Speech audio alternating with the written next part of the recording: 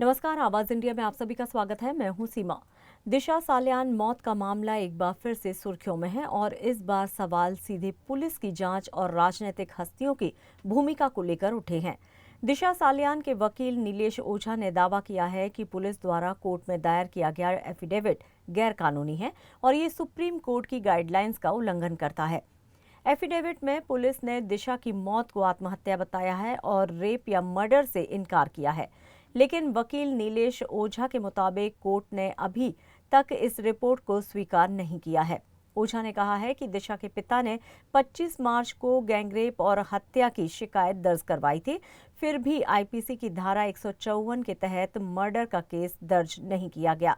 उन्होंने ये भी आरोप लगाया कि बीजेपी नेता नीतीश राणे का बयान अब तक दर्ज नहीं किया गया है। ओझा ने कोर्ट में ये भी कहा है कि अगर अगली तारीख तक कानूनी प्रक्रिया के मुताबिक काम हुआ तो पुलिस को मजबूरन हत्या का केस दर्ज करना ही पड़ेगा। उन्होंने सीबीआई को लेकर भी खुलासा किया है कि दिशा का केस कभी सीबीआई को ट्रांसफर ही नहीं हुआ। ये जानकारी खुद सीबीआई की वेबसाइट पर दर्ज है। वकील ने आदित्य ठाकरे और उनके एडवोकेट से कस्टडी में लेकर पूछताछ की मांग भी रखी है। उनका दावा है कि इस केस से जुड़े कई नाम डिनो मोरिया, रिया चक्रवर्ती और आदित्य ठाकरे एक दूसरे को नहीं जानते कहकर झूठ बोल रहे हैं।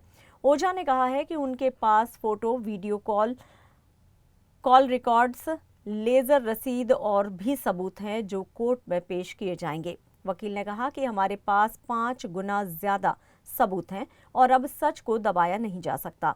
उन्होंने पुलिस और आदित्य ठाकरे दोनों से इस झूठे एफिडेविट को लेकर सीधा जवाब भी मांगा है। उनका कहना है कि क्या एविडेंस क्या नहीं। अभी देखिए, हैंडसम एविडेंस कोर्ट में दिए जा चुके हैं जो सफिशिएंट लगते ना, उससे 5 गुना एक्स्ट्रा हमारे पास है।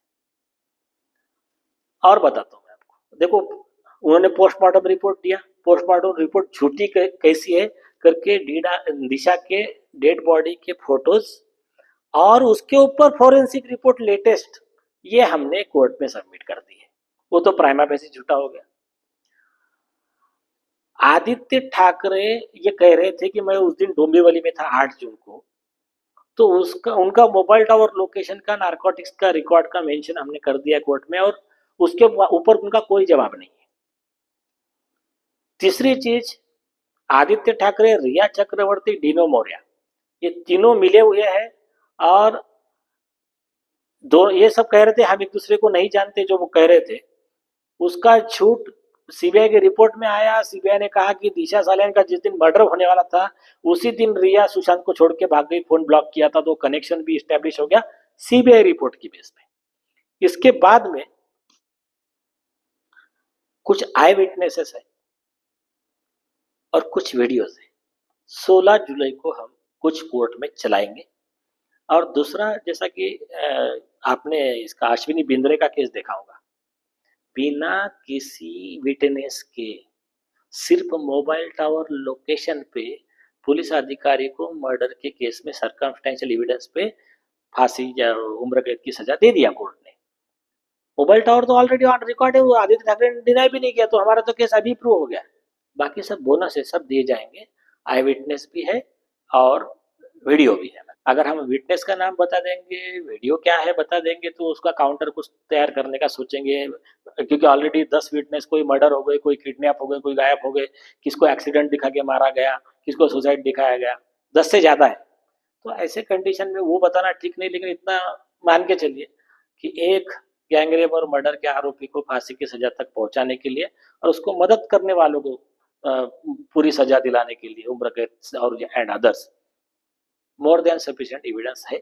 और ये एसआईटी के पीआई के एफिडेविट के बाद का मेरा स्टेटमेंट, ये बात आप रिकॉर्ड करना। और एक, आपको याद होगा, आप रिपोर्टर ने जब सवाल पूछा था आदित्य ठाकरे को कि आप बाकी सब छोड़िए, सिर्फ एक सवाल का जवाब दीजिए, दिशा को आप जानते क्या? मार्च 2025 का एडिटर ने बहुत अच्छा सवाल पूछा उनको सब लोगों के सामने।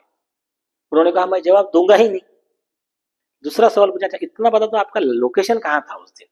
बोले मैं जवाब दूंगा ही नहीं, तुम कोर्ट हो गया, मैं कोर्ट में जवाब दूंगा। मार्च 2025 को ये जवाब दे रहे और 14 जून 2025 को हाईकोर्ट में आके एफिडेविट दे रहे, उसमें एक वर्ड नहीं है कि मैं दिशा को जानता हूँ, नहीं जानता हूँ, मेरा मोबाइल टावर लोकेशन कहाँ था।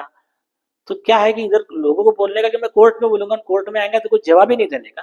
तो उनको मालूम है कि उनके खिलाफ में क्या सबूत हमारे पास है, वो बेहतर तरीके से जानते हैं। और ये तो नारकोटिक्स रिक्वायर्ड, मैं इन्वेस्टिगेशन रिपोर्ट के आधार पे कह रहा हूँ, सीबीआई के रिपोर्ट के आधार पे कह रहा हूँ।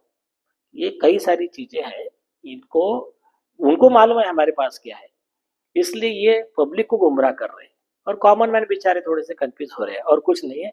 ये इनका जो झूठ है और सुप्रीम कोर्ट का लॉ है, बेसिक लॉ है कि अगर किसी के खिलाफ कुछ आरोप होते हैं और वो आ रहा है और एफिडेविट फाइल कर रहा है, तो अगर उसने उस आरोपों का पॉइंट वाइज अगर रिप्लाई नहीं दिया, इवेजिव ऐसे टाइम पास रिप्लाई दिया है, वो उसको मराठी में बोलते उड़वा उड़वीची उत्तर है, तो वो रिप्लाई के बेस पे ये निष्कर्ष निकाला जाना चाहिए कि आरोपी के पास में कोई जवाब नहीं है, उसके खिलाफ के आरोप सही है।